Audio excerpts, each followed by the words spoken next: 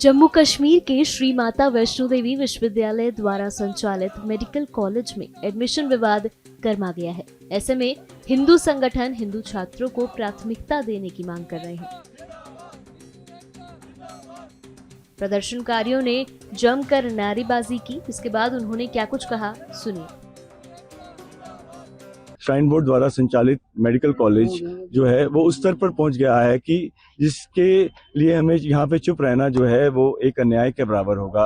जैसे कि आपको मालूम होगा कि एक हमारा मेडिकल कॉलेज स्टार्ट किया गया है श्राइन बोर्ड द्वारा, माता वैष्णो देवी श्राइन बोर्ड द्वारा।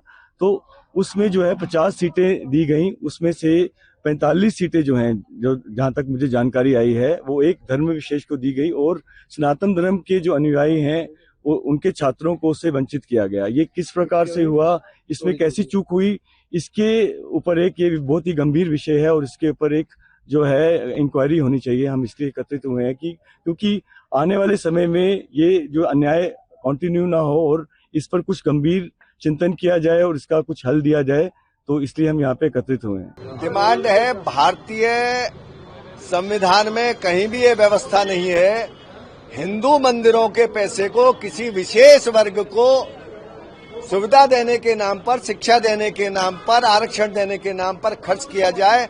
ऐसी कोई संवैधानिक व्यवस्था नहीं है। और इस देश के अंदर जितने अन्य धर्मों के मस्जिद है, मदरसे हैं, चर्च है या अन्य केंद्र है, उनके किसी भी केंद्र से उनके समाज के अलावा किसी अन्य समाज को किसी भी प्रकार का आर्थिक सुविधा अथवा शैक्षिक या सामाजिक कोई सुविधा नहीं दी जाती है।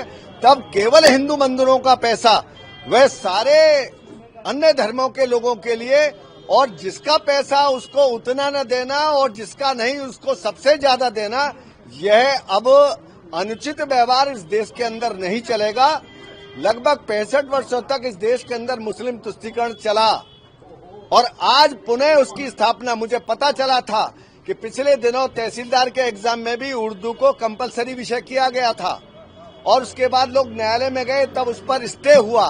तो क्या कोई भी आईएएस सारे देश में कहीं भी जब जाता है, उसको जिस प्रांत का कैडर मिलता है उसके लिए उर्दू कितनी आवश्यक है, फिर सारी जगह कितनी उर्दू आवश्यक है।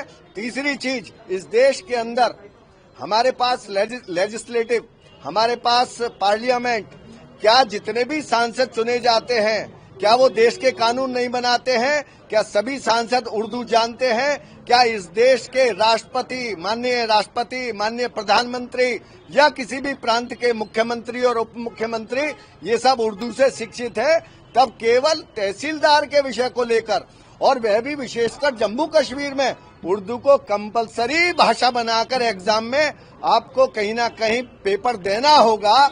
यह अन्याय इस देश में नहीं चलेगा। अगर आपको कुछ कंपलसरी करना है तो इस देश के अंदर संस्कृत भाषा के आधार पर आप सारे एग्जाम पूरे देश में, वह आईएएस की परीक्षा हो, यूपीएससी की अथवा पीसीएस की परीक्षा हो, तहसीलदार की परीक्षा हो, सब में आप संस्कृत को आवश्यक भाषा का घोषणा करिए। अब तुष्टीकरण को नहीं सहेंगे।